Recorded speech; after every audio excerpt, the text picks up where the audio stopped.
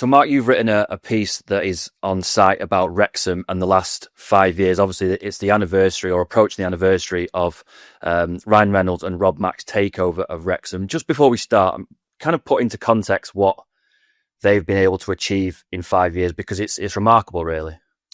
Yeah, so the anniversary was Monday, so February the 9th. And 5 years ago on Monday, when the deal was completed, Wrexham played an away game at Altrincham. Won that game to climb into the National League playoffs, the fifth tier, where they'd been for, I think, 14 years at the time. Now they're 73 places higher in the football pyramid. So they've become the first club in English football history to have 3 successive promotions. And they're on course for a 4th, which would be off the scale, really. I mean, obviously, getting from League One to the Premier League is a leap in itself, but to do it from non-league to League Two to League One to Championship to the Premier League without a kind of a pause of breath is incredible. So, but that's the football story. We know that there's a football story there, but it's the whole Hollywood story, isn't it? It's Rob and Ryan, the documentary, this huge kind of appeal they now have, especially in North America because of the documentary. So it's just an incredible story, which I know over the years we've both been to Wrexham on and off for different sort of games. And, you know, Wrexham for a long time were a club that had really kind of struggled, and a club, you know, that former glories would be pushing it because they weren't a club that has ever been in the top flight, but they were a proud club with a proud history, reached the quarterfinals of a European competition in the 70s. So, you know, they've got pedigree, Wrexham, but they were never a club that was pushing the Premier League or had any kind of global resonance. But now they're kind of almost as big in terms of fan base and commercial eyeballs in America as Man United, Liverpool, Chelsea. So it's an incredible story. And one thing I discovered was it's not going to stop here. They really, really are pushing for the Premier League. And I think they're going to get it at some point, if not sooner, rather than later. People may be listening to this. I mean, people maybe who are not familiar with Wrexham's story, who might assume that it's quite easy. You know, if you've got the money and the Hollywood backing of two, rich individuals who want to pump money in, that it's quite easy to move through the leagues in English football. Obviously, I think we both know that that's not the case. I mean, I watch a lot of Stockport County and know that, you know, they've tried. It is difficult to get promotion after promotion. Aside from the investment in the playing squad, how have Wrexham done this? Because I know you went and interviewed Phil Parkinson, who's been a big part of this. I mean, how have Wrexham gone from essentially a non-league football team to on the brink of the Premier League? Yeah, I spoke to Phil Parkinson. I spoke to Michael Williamson, the CEO, who has pedigree from Inter Milan, Inter Miami, DC United behind him. So a big hitter in that world. You know, Rob Thornton's the head of media communications. He used to work at UEFA and Inter. So off the pitch, they've really built for the future for the Premier League. But on the pitch, you're right. You know, Phil Parkinson, when he came into the club in, I think, 2021, you know, Phil was a very well-established Football League manager. He had successes at Colchester, at Bolton. He took Bradford City to the Carabao Cup final as a League Two team. I mean, that is, again, unheard of. They beat Arsenal and Aston Villa on the way. So Phil Parkinson had a great track record, and a track record that wouldn't ordinarily see him drop into the National League. But he went down because he was kind of attracted by the ability or the challenge to build a club up again, in his words. But appointing Phil meant they had a real operator, they had a top manager in there. But still, you know, Phil Parkinson had a great pedigree, but to do what he's done, you know, 3 promotions in 3 years, the overhaul of players. I mean, I was looking at the numbers. Since Rob and Ryan took charge, 66 players have come into the club and 76 have left. Now, the players that have come at a total cost of £38.8 million, so just short of £40 million. They haven't had a penny for the players that have left. They've all gone on free transfers or loans. So it shows you that they've kind of continue to churn and churn and churn. And we all talk about, you know, in the past, Sir Alex Ferguson was credited with building 3 or 4 great teams at Man United. Pep Guardiola's done, you know, maybe 2 or 3 at Man City. Over a period of time, Ferguson was 27 years, Pep has been 10 years. Phil Parkinson has evolved this team to the point where they're now knocking on the door of the Premier League from the National League in the space of 4.5 years, 5 years. And it's incredible that they've done this, but you're right, it's not just about the money, because they haven't really spent that much. They spent money, of course they have, but they haven't spent ridiculous money. They've just been smart. They've invested smartly in players. So in the National League, they signed players that were maybe League One level that could get them up to the League Two and then still be, good enough to perform in League One. And they continued on that path ever since. But it's still a sporting miracle, isn't it? To actually do what they've done, even with the best laid plans, to do that is unthinkable. They've done it.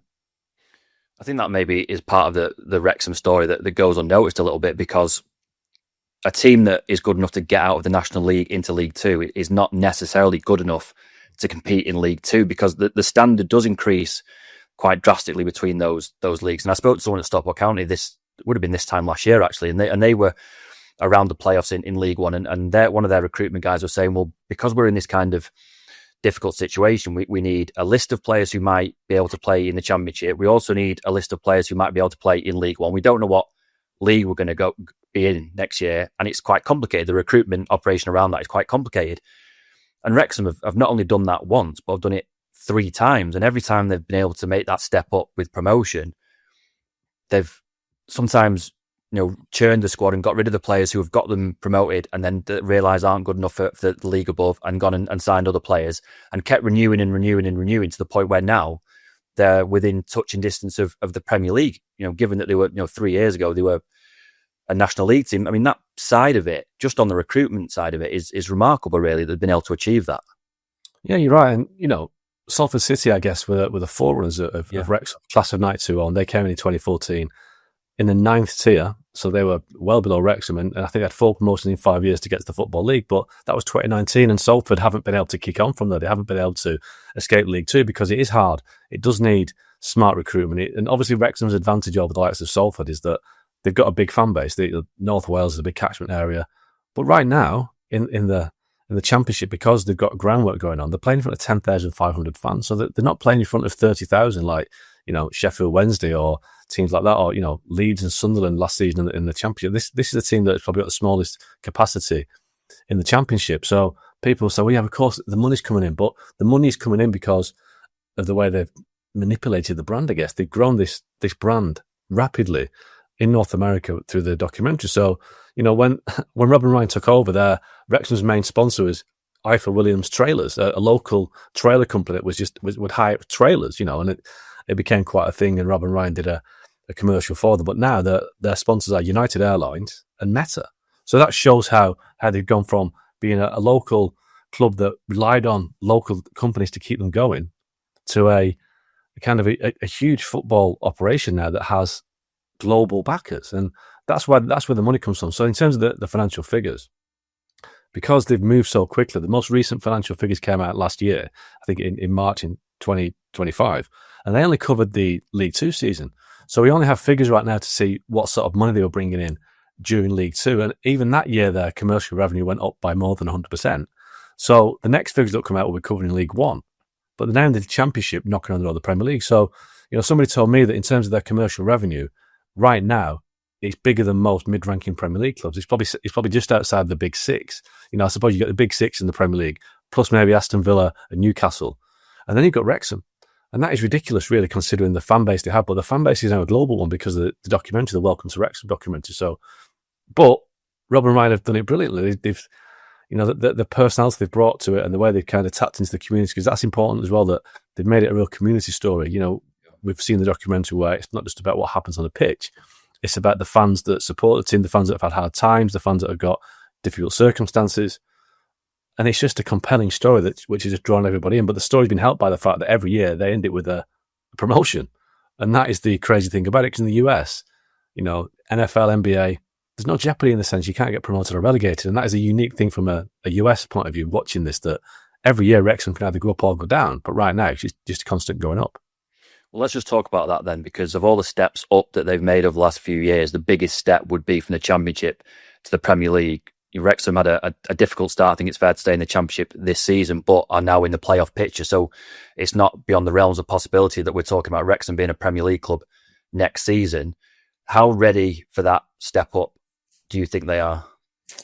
Well, I went over to the racecourse ground, or the Stock K Ross, whichever one you want to call it, for my interviews, and we had to ask the workmen to stop drilling because they were making so much noise. But the point I'm making is that right now it's a construction zone. Both ends of the ground that we're having work on. One end of the ground is they're building a new 7,500 seater stand, which will not be ready until the start of the 27-28 season. So if they get promoted this season, then next season they'll start the Premier League with 10,500 seats, and that is smaller than Bournemouth. I think Bournemouth is 11,500, so it would be a very small stadium. And there are plans to develop that, but still, that will only take it up to 18,000 when that stand is done. So, in the sense of getting people inside the ground and the facilities, the stadium itself is nowhere near Premier League ready. It's probably not even Championship level, but that is an issue that they are happy to embrace and to address. But off the pitch, the commercial revenue they're bringing in means that they will be able to cope in the Premier League. They will be able to go and attract players.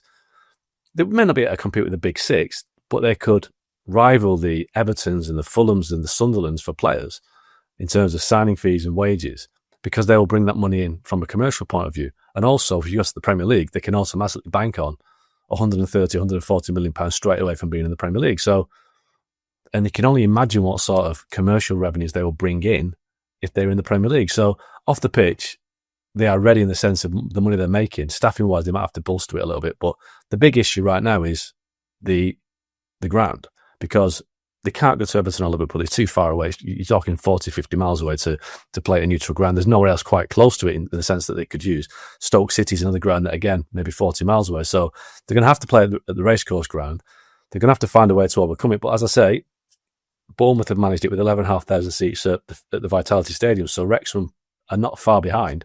So that is the only area I see where they're lagging behind. I think if they did make it, they'd find the money to attract players in the summer, and players would want to sign for Wrexham because it's Wrexham. It's this crazy story. They would see the value of being at Wrexham because of the commercial pull of being associated with Rob and Ryan and everything that comes with it.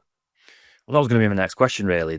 I read your piece, and in there, there's a statement, I think, from either Rob or Ryan, where it says our ultimate ambition is to be a regular Premier League side.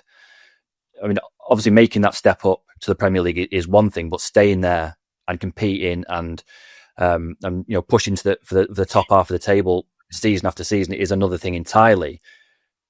Aside from all the things that need to be addressed and fixed before they get promoted to the Premier League, do you see that in 10 years' time we could be talking about Wrexham as a regular Premier League side who are capable of challenging at the top half of that table?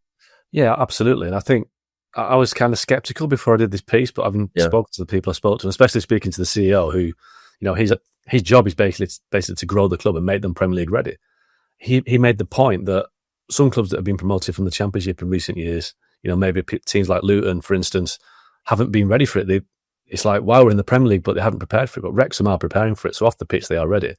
And once they catch up in the sense of the academy that they got growing off the pitch and the stadium, absolutely, I think they'd be ready. Because I think, as we know, recruitment is a big thing in football, but they have an appeal to lots of players straight away, which helps.